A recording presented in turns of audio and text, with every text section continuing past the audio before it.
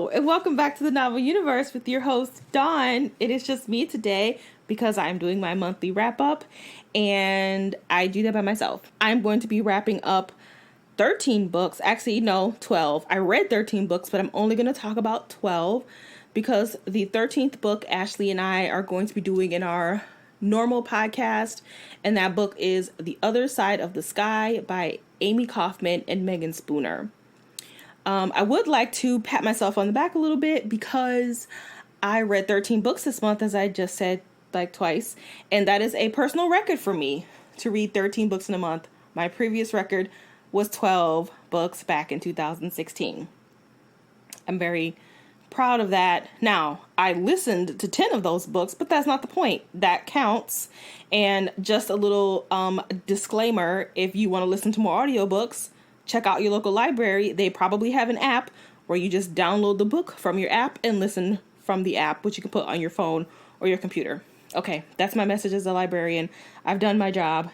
Let's get started because I'm actually going to break this podcast up into 2 podcasts. I'm going to do 6 in part 1 and 6 in part 2 because if I try to do 13 books in one podcast, I will lose my voice. And this podcast will be long as hell.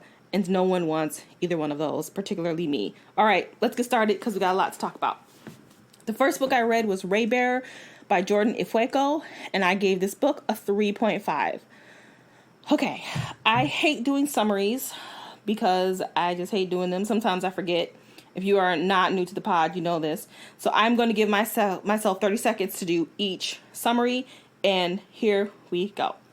So this is a world where the emperor is immortal, and the only thing that can kill him are his trusted advisors, whom he's had since he was 10 years old. And the crown prince is now in training to be the emperor, and Tracy, our main character, has joined his kiddie council, and her mom, at the age of 10, has told her that it is her duty to kill the crown prince. However, of course, she doesn't because they become friends. Awesome. I did it. 1 second to spare. Okay. I was really liking this book until about 60% in. I was probably going to give it a 4 until there was something that major happened that happened about 50-60% into the book. And that's where this book developed what I like to call doing too much itis. And basically what that means is that the author, typically it is a fantasy author, where they just get really excited and they want to put so much stuff in their book and they just cram in a whole bunch of shit. And then you don't know what to focus on because they put so much stuff in their book. Nothing gets enough attention. Nothing gets really developed because there's so much other things to develop. And so this is what, in my opinion, happened in this book. Side note, just a side note here, quick side note. This is the 3rd book I've read in 3 months where the main character is tasked with killing somebody important in the story only to fall in love with them. I am so sick of that. 3rd book. The first one was The Song of Wraiths and Ruin. The next book was this one, Raybearer. And the other book I'm going to talk about in part 2 of this podcast is Crier's War. And I tell you, if you guys know of a book where the main character actually kills a person they are assigned to kill, I want to read that book. I don't even care anymore. I don't even want them to fall in love anymore. I'm so over that trope. Rant over. Let's get back to the story. I was actually, like I said, 60% of the book, I was liking the mom. I thought she was a pretty good villain. I was liking Tracy, our main character. I liked her love interest. I liked the diversity of the book. I liked that Ifueko was kind of writing against trope a little bit, but then the 60%, I don't know the percentage, just 50-60% into the book, something happened. And that's when more stuff, actually all of this stuff was in the beginning of the book. I don't even know why I broke it up into the 50%. I don't know. All this stuff was in the beginning of the book. Anyway, but it just kind of seemed like it was kind of going with the flow. And in the second part of the book, it was just heavy with stuff and not with development. And so I kind of counted all the stuff that was crammed in this book, and I counted 8. So first of all, there's a murder plot, which is what I already talked about. Second was the Raybearer thing, which I almost forgot because even now I'm like, what's a Raybearer? I think I know. I'm lying. I know. But even the title of the book seemed to be an afterthought of all the other stuff that was happening, which included number 3, her mom and her mom's jam, the Songland people and their pissiness, Melu, whatever his name was, and his pissiness, the underworld and that pissiness, the emperor, and then his advisors, number 8, his advisors and their shady boots. It was like, that's 8 things, and I'm not even counting Terasai and all her relationships with the emperor or the prince and her friends and the other, like, it was just a lot. It was a lot. It weighed down the book. And I actually liked the underworld part of the book, but because of all this other stuff, it was like the underworld, just like the title, was kind of an afterthought unless it was info dumped or it was convenient. Like, it needed to be brought up because it was time to talk about it, so we're going to bring it up right now. Never felt like it was really weaved into the story. So that was my major problem with the book. The second thing I had a problem with was that I pretty much predicted everything. And that shouldn't happen. I shouldn't be able to predict every single thing. And not only did I predicted it early, like by 20%. I had pretty much predicted the entire book. That is not okay. No, I know I said she wrote against trope, but I was saying was that what I meant is that her character development was against trope, but her plot was full of tropes. So, yeah, those were my 2 main issues of this book. I did like plenty of stuff, actually. What I did like was I thought the mother had potential as a villain. I felt like she could have been a bigger villain, but whatever. The pacing was pretty good, especially the first 60%. Once again, first 60%, I felt like Ifueko did a lot of stuff differently as far as character. Even a little bit of the plot. It was everything that fell apart was after the 60% mark. Everything after that was just, I didn't like it. I thought the folklore was pretty good. There was one story about the phoenix and the earth and the sea that I thought was pretty good. I think it may have been a little bit too on the nose, but I liked the way it was told in the story. I thought that was pretty fascinating. Once again, I really liked the underworld, but it just was kind of an afterthought. I also thought that this book had a lot of themes in it, and themes is what turns a fluffy book to a critical book. And so this book becomes critical because it talks about feminism and revenge, jealousy, and friendship. And there were more themes going on in this book. But a book that has, like I said, several themes makes it a critical book, which means you can actually have a pretty good discussion if you choose it for a book club selection. I also thought that the diversity in this book was pretty good, even though it's a African, I don't know if it's West African or, I just know that it's in an African type of setting, but some of the characters seem to be Indian, or I think the proper term is South Asian, I believe. I don't know. Correct me if I'm wrong. There were some European characters. So yeah, it was pretty diverse. The book was pretty diverse, which was pretty good. I do recommend it. I think you should read it. It was good. It just could have been better. Also shorter. All right. The next book I actually DNF'd was Legendborn by Tracy Deonn. And I DNF'd this at about 8%. And quick summary, it's about Bree. I'm not even going to set my timer because I'm going to do this really quickly. It's about Bree. Her mother has passed and her father is grieving really badly, and she doesn't want to be in the house with her father. So she continues the way her life was supposed to go, which was to go to Chapel Hill, I believe, to kind of do this like high school, college campus thing. And then I'm guessing, because I only read 8%, I don't really know. I don't read summaries, so I don't really know what the book is about. But I'm guessing she is like destined to be magical or something. I don't know. Anyway, I DNF'd this because this book immediately immediately had not my biggest deal breaker, but it's in the top 2, which is eavesdropping to advance the plot. And it basically means what it says. When a character or an author doesn't know how to get their plot moving along, so they have the character either overhear a conversation or a phone call or something instead of having them read it in a book or have them have a conversation or whatever. And this book did it, like, not only did it do it early on in the book, which was the entire plot of the book, but it was also a whole chapter of her eavesdropping. And at that point, I was just like, yeah, I can't read this. And also the magic felt really middle grade-y. It just wasn't like an advanced sort of world as far as magic.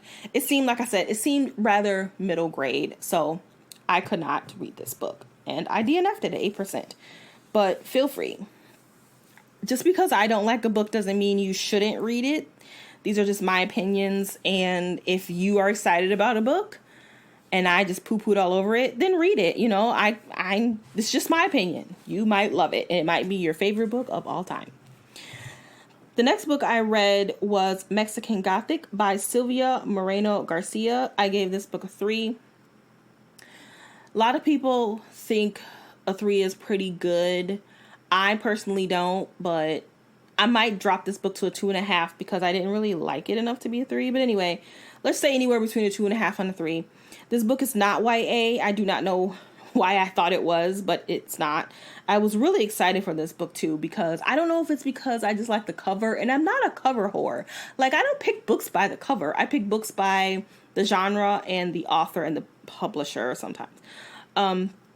But I really like this cover. I am a sucker for a girl in a dark red lipstick. I don't know why, but I seem to kind of be drawn to that. Fable by Adrienne Young, which Ashley and I also reviewed already. It's coming out in September, and I will link that in the show notes. That girl on the cover also had like a really dark red lip, and I like that color so bad. This was a while ago, but it took me weeks to try to find that perfect color because I could not find it. It's a very dark berry, almost black, but not black. And I found it. And if you're curious, the color is a MAC color. And you can get MAC at Ulta. And the color is called, dang it, I just had it on my phone and it just went away. It is a liquid lipstick. And the color is, oh my God, I freaking hate this MAC website. Okay, so the color is called Make Love to the Camera. It's a weird color, but it's, it looks like a bullet. It's their bullet line, and it is a liquid lip. I know, I'm sorry, this is kind of turning into a makeup podcast, but it's not, I promise. It's a liquid lip, and it dries kind of velvet. It dries matte, but it dries like velvety, so you can't even tell that you're wearing lipstick. It is really light, and I have like 2 different colors of this lipstick because it's such a great formula. It is expensive. It's like $25, but it's beautiful. But anyway, I think I picked up this book because I like the girl in her lipstick color, but let's move on. All right, this book is, let me set my timer because I'm going to do my 30 seconds or less. And here we go. This is about Noemi. This is set in the 50s, and she is the daughter of a wealthy businessman who lives in Texas. And one day, his niece, who lives in Mexico, sends them a very weird letter where she seems kind of erratic. And he tells his daughter that if you want to go to grad school, you're going to go to visit your cousin, and you're going to find out if she's okay. And if she is, then you can come back home. And I did it. 7 seconds to spare. All right. So this book is set in the 50s, and this is what's good about it. It's kind of dark and gothic, hence the title is Gothic, got Gothic in the title, and it does have that tone to it. It's very moody and very just like atmospheric in tone, but that's really it as far as what I liked about it. And the lip color on the girl on the cover of the book. All right, so here's the problem with this book. my two major problems. One was the main character. I did not like the main character. That's a huge red flag. So my problem with Noemi is when the book starts off, she's talking about how she is, she's very smart and her father just wants her to be married and to have babies and all that. But, you know, it's the 50s and that's kind of what they did. But she doesn't want to do that. She wants to go to college and she's actually been to college. And this is when I realized it wasn't YA because she was like 22. And she's trying to go to grad school. And she wants to study, pay attention to this, everybody, anthropology, which is the study of people and their behavior and the history of people, past and present. Okay. Her father is, like I said in the summary, her father's like, if you want to get me to pay for your grad school, you're going to go to your cousin. And she's like, okay, I'm going to do that. Also, what she says is that she knows men. She's very attractive and men like her because she is attractive and she has money. Her father has money. That's attractive to men. And so she says on numerous occasions that she knows men really well and she knows how to handle herself and she knows how to get what she needs from men because she knows how to use her looks to get what she needs. Okay, let's keep that in mind. All right. So she goes to see her cousin in Mexico, and her cousin is married a white man, and the father is afraid that her husband is poor now. They used to be wealthy, but they've lost all their money, and he's afraid that he only married her cousin for the money because they got married really quickly. That is, you know, a valid point to be concerned over. So Noemi goes to this house. It's high up on a hill. I don't even think they have electricity. It's very dark. It's very creepy. And my problem with this book, like I said, is Noemi, because there are several times where different people have told this girl in a span of an hour that something is really not okay with that house. People are dying in that house. The family used to be wealthy and they used to run a mine, and the miners got really ill.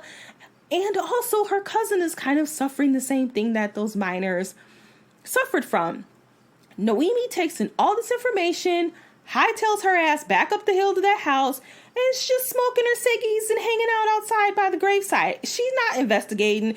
If someone has told me that my cousin, who I'm there to investigate and find out what the problem is, that my cousin is suffering from the disease that these miners have died from, I'm going to be curious and I'm going to ask questions. She barely even sees her cousin. Like once a week, she goes and talks to her cousin, and then she's in there for 20 minutes, and then the lady of the house is like, okay, bye, I gotta sedate her now. What? Not only that, but she's supposed to be smart, and the author goes to great lengths to tell us that this house has a beautiful library, and you would think that someone who studies anthropology, the study of people, would want to do some research and go into this big, beautiful library and do some research on the history of this house, the history of the town, what happened to these miners, the sickness that befell them. No, she's just chilling. She's chilling, not really doing much. That was a problem. Another thing that I was saying that she is like, she knows men. 30% in the book, she goes to town because there's a doctor who comes and sees her cousin regularly, and she doesn't trust him. She wants a second opinion. Awesome. She goes to town. She meets the town doctor, and he's like, sorry, girlfriend, I can't help you. That family doesn't want outsiders there. I don't want to be bothered. And she in her mind, because she's telling the reader in her mind, I'm going to pretend to cry because that makes men really uncomfortable, and then they do whatever I want. And so she does it, and she just goes into hysterics. And he's like, oh, don't cry, I'll help you. But she only does that 30% in the book, and she doesn't do it anymore. It's like if you set up your main character to be this femme fatale, which she seems to be trying to set her up as, then go for it. Make her one. She's already come into town with her shiny black hair bob and her beautiful dark red bloody lipstick and her beautiful dresses. And she's wealthy with all of her, her purses and her shoes and everything. And this is a pretty poor town. Like, she stands out. If you're going to make her a femme fatale, then make her a femme fatale not only one time when she needs to get the attention of the doctor. Secondly, the husband of her cousin, he's a total manipulator. We, the reader, can totally see it, but for some reason, she falls for his bullshit. You're supposed to, like, know men really well, but you fall for their manipulations? And then, this is totally separate from the Noemi thing, so those are the things I had a problem with as far as Noemi. Here's the other problem with the book. So she gets to the house the very first night. She's having dinner with her cousin's husband's nephew. Yeah, it's his nephew and his mom. So it's the mom and the cousin's husband are brother and sister.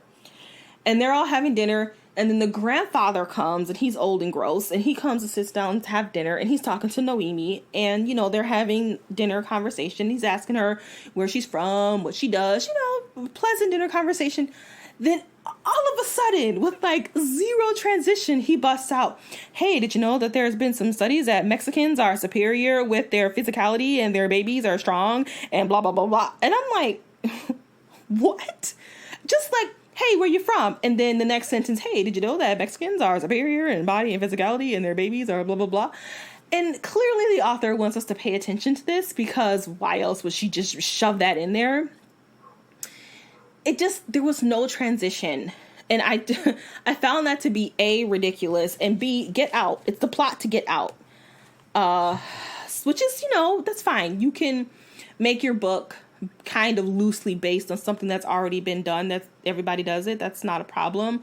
But just the way she did it, instead of including this historical fiction aspect, which it is, like what they're talking about actually happened, instead of like weaving that nicely into the plot, it's just kind of like jarring and like zero transition. It's like, hey, reader, pay attention because this is important. And then the pacing was stupid because it's like slow, then bam, bam, bam, bam, bam. And then it was not good. It was not good. The story was not good. It had potential because of the setting and because of the tone and the setting. Yeah, the setting, the tone, and the setting. The setting and the tone was good, but just the characters and the plot, it was just really bad. All right. I would say pass if I were you. That one I'm not going to recommend. All right. The next book I read was The Project by Courtney Summers. I gave this a 4.25, and this doesn't come out until February 2nd, 2021. I personally do not think this book is YA. It is marketed as YA. It seems to be. Courtney Summers wrote Sadie a couple years ago, and most of her books have been YA, if I believe not all of them. So maybe they are saying this is YA, but the main character is 19 and 25. So if we're following the rule of YA is a character under 18, then this does not qualify. Also, this book is quite slow. And as a teen librarian, I would have a difficult time finding a teen to give this book to and that they would like, it would keep its interest. I've given several books to Sadie and overwhelmingly teens like it. But this book, even my smart ass book club girls would kind of be bored with it. Anyway, I don't think it's YA. Also, if you are looking for something similar to Sadie, I don't think this is quite it, because Sadie has a lot of action on the page and this book is character driven. So there's not a lot, if any, action on the page at all. If you're looking for something incredibly similar to the pacing of Sadie, this is not going to be it. This is quite slower. So before I begin my review, I need to give a disclaimer. I have a bit of a fascination with like serial killers and cults. And this was before the whole serial podcast thing became popular. I have always been fascinated with like Dahmer and Gacy and what's the Bundy and the Jonestown murders and all these other like cults and stuff. Like I've always like found them fascinating. And so I did not read, once again, I don't read summaries. So when I found out that this book was about a cult, as I was reading it, I was like, yas. I did not do the summary. Let's do that now. I always forget, damn it. Okay. Oh, this one's going to be hard to get in 30 seconds. Okay. The story is about Lo and B. And when Lo was 12 years old. She got into a really bad car accident with her parents, who they died, and B was 6 years older than her. So when Lo was 12, B was like 18, and B was really sad. She's distraught. Lo was dying, and then a guy comes in and basically, quote unquote, saves B, and he is a cult leader. And I'm not going to get this in time, damn it. So he's a cult leader, and it jumps to sometime later when Lo has recovered.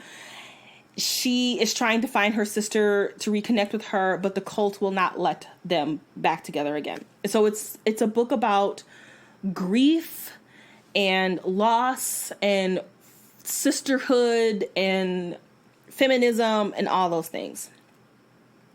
All right, so now let's get into what I liked or what I didn't like. Let's start with that. There really isn't anything major that I didn't like. My only problem with this book was the cult part, in particular the cult leader, Lev. As I said, I am fascinated with cults, and so I've watched many documentaries about, David Koresh and Heaven's Gate and Jonestown and like all the above. And cult leaders have something really in common, in that they look for people, particularly young women, people who are alone, they are runaways, they are hooked on drugs, they are in despair, they might be well educated, but they feel like their life is empty. Maybe their life is ruled by money or power, and they're sick of it. And these people look for these cult leaders to give them a purpose and faith and hope in something. And they prey upon these people. And what this book did not do, which I was hoping that it did do, was kind of shed a light on how cult leaders sort of prey on the weak. And it's not really about that. It's really about Lo and B and their sisterhood and loss, like I said, loss and grief and everything, and hitting rock bottom and looking for something or someone to be that beacon of hope and love and faith for you. But it didn't really go into the Lev character. I wanted to see more of a like slow progression into like control and madness on Lev's part, and I didn't get that. And what instead we got was, if you remember, Sadie was trucking along, and in the last couple chapters it was just like bam bam bam, and this book is very much like that. It's kind of slow, and then the last chapter, like, all the shit hits the fan, and I kind of don't like that. I mean, it makes for a thrilling book. And this was thrilling and exciting, but sometimes her pacing at the end of her books can be a little fast. For me, anyway. I still liked it, but I was hoping for more of the cult part. But what I did like about this book, and it's going to be really difficult for me to kind of talk about this book because it's not all spoilers, but a lot of the things about this book, I feel like it would be better for you to discover as the reader and not for me to pick stuff out and tell you before you, because it's exciting when you discover it. It's like, it's a really good discussion book, but it's better for you to discover some things. So I'm not really going to go into too many specifics. What I will say is that the execution of this book is fantastic because, first of all, there's only like 4 chapters. And within the chapters, it kind of switches POV between Lo and B. But there really is only 4 chapters. And the way that the book is laid out is that it's not told linearly. So we have Lo's POV in like 2017 and 2018. And then we have B's perspective in like between 2012 and 2017, I believe. But mostly it's before 2017. So the sisters are never told, their story is never told in the same timeline. It's always before or after. So that's one thing that Summers did. Another thing that she did was there were, as their storylines start to meet, So as Lo starts to get older and we start to see her in 2018 and B starts to develop a little bit more, we see her in 2018, we would get a Lo chapter, and then Lo as in the character Lo, and something really major would happen. And then when B's chapter comes along, it kind of continues. Even though they're not in the same room, they're technically not in the same month, but the story kind of progresses through the sisters in different timelines. It's fascinating how she did it. And it's quite seamless. You kind of forget that the timelines change because it just seems like it's told like a normal story, but it's not. So I thought that was done quite well. There are some subtle comparisons. Once again, I'm not going to say because I think that's for you to figure out on your own. I thought the themes were done well. Like I said, it's grief and faith, and it was done quite beautifully. That's about all I can say about this book. It's incredibly character driven. It is quite sad. Just like many of Courtney Summers' other books I've read, this will be my third book by her. But she tends to have some pretty villainous men in her book. She also has good guys, but she really likes to focus on some of the bad dudes. So this book is no exception. Just like Sadie, we had some bad dudes. There's some bad dudes in this book too, namely Lev. But it's a really good book. I really did enjoy it. Not too much. I didn't love it as much to give it a 4.5. I wish I could have, but it was just missing. At the end of Sadie, I was sobbing. And I wasn't really sobbing at the end of this book. I have to feel something major. And I just didn't get that in this book. And so, not that that's a bad thing. That's just a me thing. But I do highly recommend it. Especially if you like a very slow, character-driven plot. And you kind of like books about sisters and cults, I guess. All right. So, the next book I read is Girl Unframed by Deb Caleti. I gave this one a 2. This one was really disappointing. 2 years ago, I believe it was 2 years ago, Deb Caleti got a Prince honor. So what that means is in the library world, ALA, the American Library Association, has a young adult division called YALSA. And YALSA awards the best YA books of the year every year. And it is called the Michael L. Prince Award. And Deb Caleti won an honor. And so what that means is that there's a winner. There's one winner, and then there are 4 honors or quote-unquote runner-ups. And Deb Caleti, her book was called Heart and a Body, won like an honor book. And so it's a big honor to get an honor. And so as a reader, you're like, okay, this means that she's a pretty good author. She has something interesting to say. She often writes about sexual assault and stuff like that. And so you're like, okay, what does she got to say about this? And I felt like she didn't have anything good to say. All right, let's see if I can get this review in under 30 seconds. Okay, this is about Sydney. Sydney's mom is a celebrity, but she doesn't live with her mom. She lives with her grandma in Seattle. And one summer, her mom's like, I want you to come and live with me for the summer and my new boyfriend. She does. And something bad happens. Hey, look at that. 15 seconds.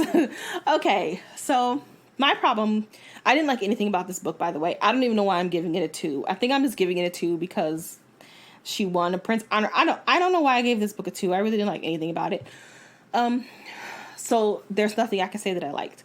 What I did not like, and this was the biggest thing, was the main character is 15 and she just turned 16. So she's rather young. I almost think that she could have been younger because it's okay. So there are a lot of creepy men in this book. There's a lot of toxic masculinity in this book and some like sexual assault, not physical sexual assault, but like some sexual deviance in some cases and some catcalling, making her really uncomfortable. Like there's a lot of just bad guys in this book. And our main character often, she's in her head a lot and she's telling a story. So as we're reading, she's talking to someone, she's telling her story. And she's talking about how she's in her head all the time. And in her head, there are a lot of thoughts of, is my shirt too tight? Is it okay if I wear a tight shirt? It's not cool. Why? How come girls are called hoe bags if they like sex but boys aren't? And is my mom's boyfriend looking at me funny, or is it all in my head? Like, the stuff that she's thinking about, I feel like is something that a 12-year-old thinks about and not a 16-year-old. Like, in this day and age, teen girls are kind of on top of things. Not all of them, but for the most part, they are. And I'm a teen librarian. I'm around teen girls all the time. And they are fully aware that just because a girl likes sex doesn't make her a whore. Yes, girls still call each other sluts and they do still slut shame, but they also know that it's a double standard. They are very aware. They're not sitting around pontificating on how come boys are not called hoes. They're not thinking about that. They know that that's not okay. They're past that. This is not the 90s. We're past that now. Everything this girl is thinking is that of a girl who's just becoming a woman and not someone who's already, and when I say woman, I mean like has her period and can have babies. Like, and that was my problem. She wasn't just the way she was thinking. It was like, this girl is 16 and I didn't like it. I just felt like she was way too old to be having these thoughts. However, the stuff that was happening in the book is not something that you would find in a middle grade section of a library or a bookstore. The stuff she was experiencing was something that a 16-year-old would experience. But the way she was thinking about it was that of a 12-year-old. And not only that, but it was all very surface level thinking. This book is being described as a thriller, but at no point was I thrilled. Did I feel like there was any intensity or tension or any of the above? It was really boring. It was really boring. So I would not recommend this book. I did not read A Heart and a Body, but my friend Elise did, and she liked it a lot. So I would say maybe read that one instead. I wouldn't read this book if I were you. I'd say I'd pass. Just pass. Just pass on it. Okay, the next book I read was Punching the Air by Ibi Zoboi and Yusef Salam. This book will be published in September. This book is told in verse.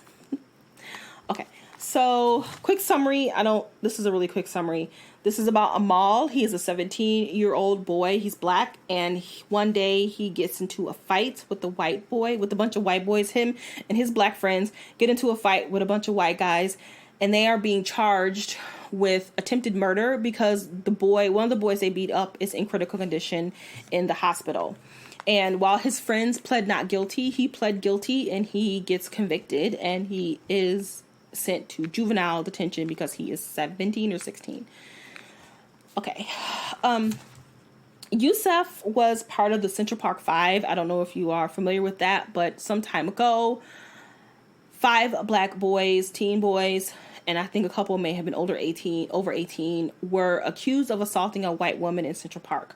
Through DNA, they found out that they were not the perpetrators and they were sent free. Some of them went to prison for 5, some went to 7 years, some were in 5 years. And recently, when all this was happening, Donald Trump took out full page ads on these boys should be in prison, they should rot in prison, and blah blah blah. And even when they were exonerated through DNA evidence, he was still saying that they need to be in prison. This is the type of person this man is. So this is Yusef is one of the boys that this happened to, and he calls himself. They call themselves the Exonerated 5 now, and not the Central Park 5 anymore. There was only one thing I did not like about this book, and it's more of a me thing and not a book thing. And my only problem was that this book often made comparisons to the prison system for black men to slavery and slave ships. I have read that metaphor and that comparison before, and I don't think Zoboi does anything different with it. So that was really the only thing I did not like about this book. I know it seems kind of small, but there's another thing that I had not necessarily a problem with, and I'll get to that at the end of my review. But that was the only thing that I didn't like about it. And she did it enough that it stood out. But like I said, that's a me problem. It's not a book problem. What I did like about the book was the pacing and the execution of the story. And by that I mean, oftentimes, and this is happening all the time and right now, a black man is shot, let's say in the back 7 times, and immediately people are like, well, what did he do? What did he do to deserve to be shot in the back 7 times? What did he say to that officer where he deserved to have his neck kneed on for 8 minutes and 46 seconds? He must have done something. No, he didn't do anything to warrant any of that. And this is what this book is attempting to it's attempting to show the reader how they think about black men who are arrested. And by that I mean, when we meet Amal, he is on trial, and we don't know the extent of the story. All we know is that there is a white boy that is in critical condition in the hospital, and that he has been charged with attempted murder. I don't know the exact charge, but he's been charged with something that would get him sent to prison for a very long time. And throughout the book, we slowly learn what happens while we slowly get to know Amal and the type of boy he is, his relationship with his mother and his friends and his girlfriends, and his life and his dreams and how he was raised. And we also, like I said, what happened to him in that altercation also is slowly revealed. And the point of that is for the reader to learn if they have any bias. If you are reading them all at the beginning of the book and you're like, well, what did he do to put that boy in the hospital? Well, maybe he didn't do anything. And I'm not going to say, because that's for you to learn, but just the way the story is executed, it kind of makes you think about your personal bias and how you feel about, if you have a personal bias, going in and learning that Amal has an anger problem and possibly has an anger problem. And if that's a contributing factor to this white boy being in the hospital, or was it racially charged? Like, you know what I mean? So I liked how that was done really well. As I said, this book is written in verse. I am not a poet. I don't know anything about poetry, so I am not someone to say that this book used poetry correctly or incorrectly.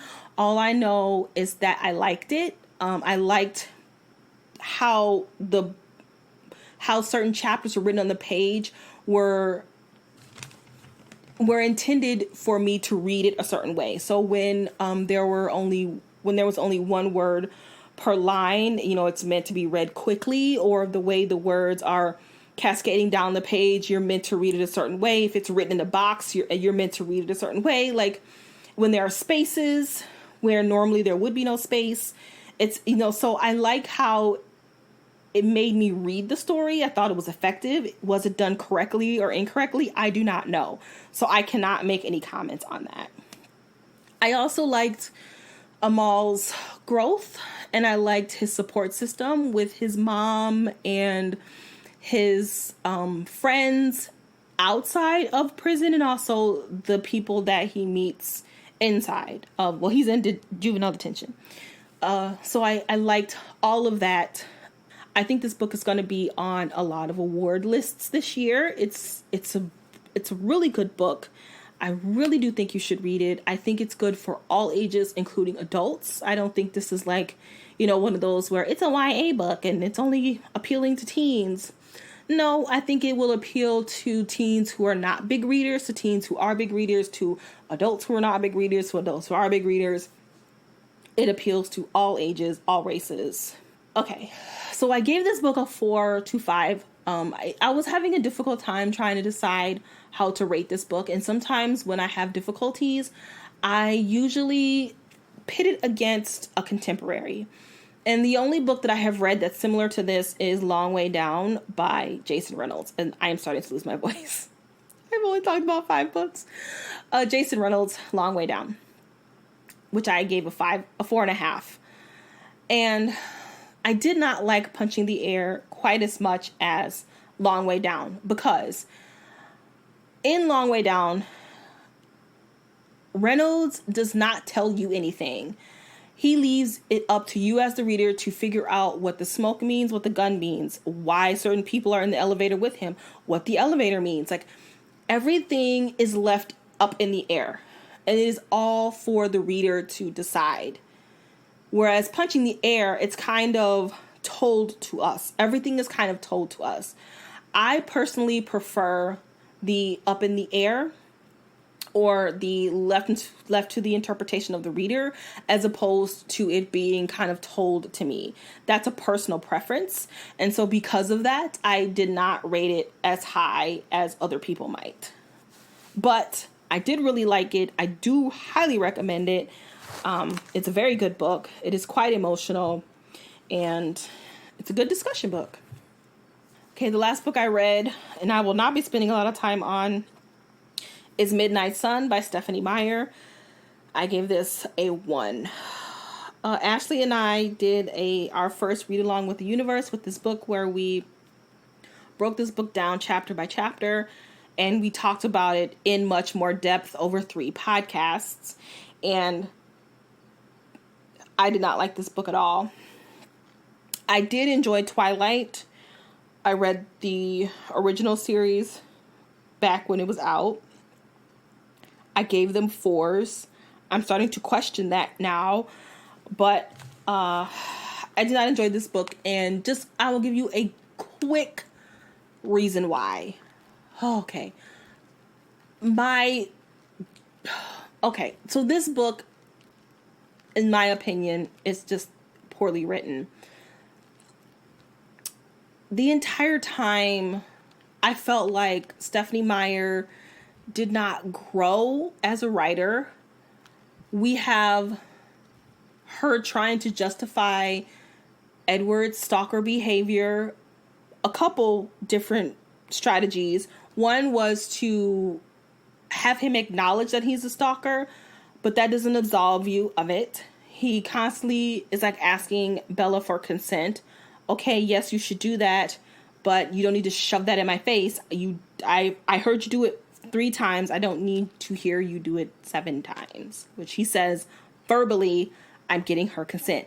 As if to say, wink, wink, hint, hint, reader, I'm asking her for her consent, so it's okay that I watch her sleep. She also tries to justify his behavior through character assassination of Mike, who did not deserve that. And just by making Mike look bad does not automatically make Edward look good. I thought that Edward droned on and on and on a lot. And instead of developing other themes in this book, she spends many pages on Edward talking about his love for Bella, like a lot of it. And there were moments where she could have developed other characters. Some of the Cullens would have been nice. Or she dropped little themes and topics that she could have expounded on, but she didn't. So there was a time where Edward was talking about death and God and faith. She didn't go into that at all. There was a time where he was talking about, which I thought was quite interesting, that he died at 17 and he'd never been in love, so he doesn't know how to be in love, and perhaps that is why he's a stalker. She doesn't talk about that, and inappropriate love versus appropriate love. Rosalie, there was plenty of opportunity to get into her and why she's jealous all the time.